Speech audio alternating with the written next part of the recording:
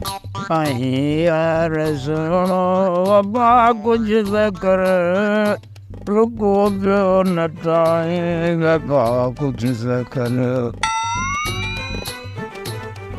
मुड़ी न तो माँ बचाता अड्डा छोटा सा अब्बा अब्बा जा सक्का कंफगा बरो आणि सक्को वेचा ते खा अरे कमु पुरा था करायो अरे होंडो अरे ये सब इतने में चाय भी पी दो ना हाँ उन्हें कहा पॉप सुमर कितनी कहीं यार पातो अने बेटा उठा उठा आजा वसाया कावर छद वे मुके बुधा करणो चाहे चाबदी हाणे माता सभिनी खे सम्झायां थो त छा करिणो आहे बाबा हाणे कयो मूं अगड़ियूं आंदियूं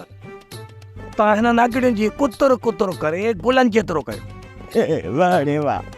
हाणे हिन गुलनि में अगड़ियूं थी पवनि ऑफिसर छा सम्झंदो तव्हां ॼटनि खे कहिड़ी ख़बर मां शहर में पंहिंजे अखियुनि सां ॾिसी आयो आहियां कागरनि जा बि गुल थींदा अथव कागरनि जा असांजे अगड़ियुनि जा गुल कया त छा थी पियो पुटु उहे पोइ बि त गुल आहिनि इहे अगड़ियूं त ज़ाहिर थी पयूं न छा ॿुधी अरे जॾहिं ऑफिसर ईंदो न त गुलनि सां मिलाए अगड़ियुनि खे मथां उछलींदासूंसि इहो ऑफिसर छा हिकिड़ी हिकिड़ी ॻणींदो जा त हीअ अगड़ी आहे गुल आहे अगड़ी आहे गुल हा ठीकु आहे मां हलां थो पोइ मुंहिंजे खे पाण मों ॾींदा छा ॿुधी हा हा मुंहिंजे खे मां पाणे मों ॾींदुसि यार सभु वेठा आहियो मुंहिंजी ॻाल्हि त ॿुधो मुंहिंजे पाण वारो बि सही बादशाह माण्हू सुबुह मरदार जा 3 पराठा चौरी ॾुध जी कायूं ॿियूं मगु लॻोसीं खट ते वेठो आहे घर वेठे वेठो थो ऑर्डर करे बाबा हिकिड़ो वसकारो थिए कोन थो असांजे मथां नज़ल करे छॾियो अथई कहिड़े ॾोह में अबा शहर मां 2 चकर ॾेई आयो आहे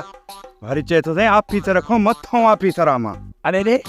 मूं कॾहिं ईअं चयो त मां ऑफिसर आहियां पर सुबुह खां वठी असांजे मथां बि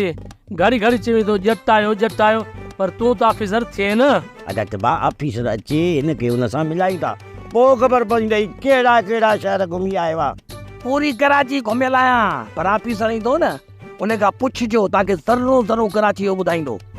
तव्हां जटनि खे ख़बर ई कान थी पई तव्हांखे छा ॿुधायां हाणे जल्दी कयो पहिरियां तव्हां सभई कमकार करे वठो त पोइ मां तव्हांखे ॿुधायां थो त ऑफिसर जो इस्तक़बाल आदर बा कीअं कबो आहे हा कहिड़े पार वञा